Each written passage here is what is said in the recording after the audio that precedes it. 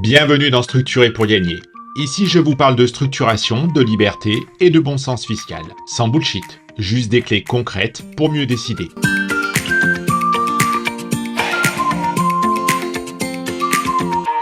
Aujourd'hui, on va voir ensemble l'erreur la plus fréquente que je rencontre chez les entrepreneurs qui veulent délocaliser leur entreprise.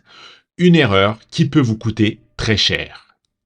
Attention, je ne parle pas ici de ceux qui fantasment sur la fuite fiscale. Non, je parle d'entrepreneurs lucides, souvent fatigués par les contraintes françaises. Des gens qui bossent dur, mais qui ont l'impression de travailler pour financer un système qui les freine. Ils veulent respirer, moins de pression sociale, moins d'instabilité législative, moins d'impôts confiscatoires sur leur boîte ou leur patrimoine. Alors forcément, la tentation de délocaliser arrive. Et sur le papier, ça semble simple. Changer de pays, de structure, de régime, délocaliser son entreprise pour retrouver de l'oxygène.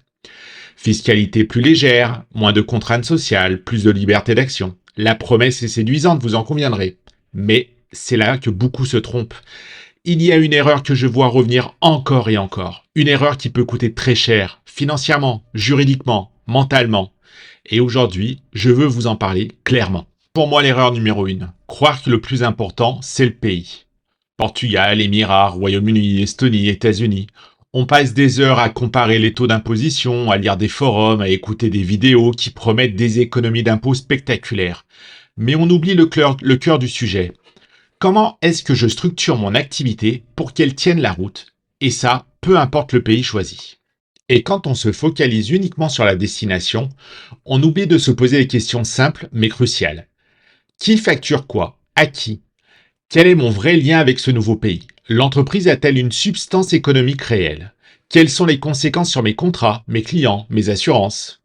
Prenons un exemple concret.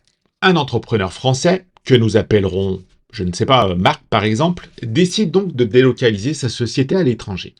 Marc choisit un pays exotique. Le Portugal, Malte, l'Angleterre, bref, peu importe. Fondamentalement, ça n'a pas grande importance.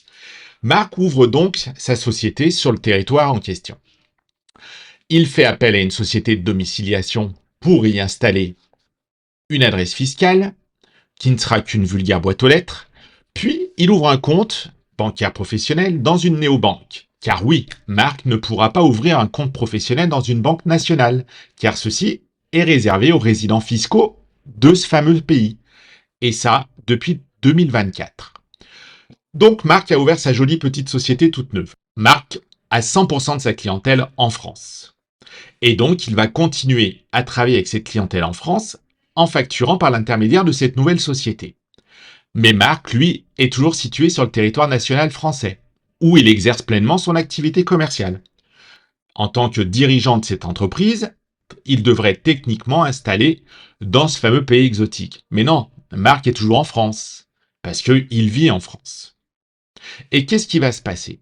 Eh bien, dans un premier temps, on n'aura aucun changement fiscal réel. Puis ensuite, le plus important, on risque la requalification en établissement stable. Et qu'est-ce que ça veut dire? Eh bien, cela signifie que l'administration fiscale française va considérer que Marc n'a pas installé son entreprise dans un pays exotique.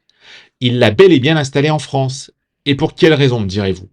Eh bien, tout simplement parce que Marc, lui, est toujours sur le territoire national, qu'il exerce son activité professionnelle depuis la France, que ses clients sont 100% français, parce que bien entendu, Marc n'aura pas pris la peine de démarcher de nouveaux clients dans le pays où est installée l'entreprise.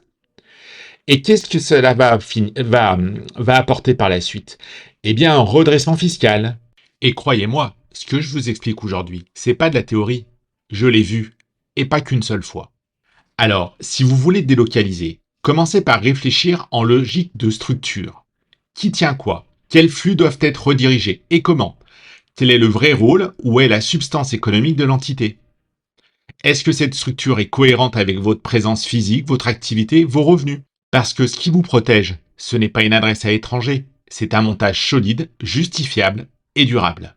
Alors, avant de penser à fuir le système, posez-vous une seule question. Est-ce que votre structure est prête à tenir debout ailleurs? Dans le cas contraire, vous ne délocaliserez rien, à part vos emmerdes. Si vous souhaitez aller plus loin, Je vous invite à vous abonner à ma newsletter sur Substack. Et si vous aimez les messages clairs, vous pouvez aussi me rejoindre sur Instagram. Pour ma part, je vous donne rendez-vous au prochain épisode. Bye bye!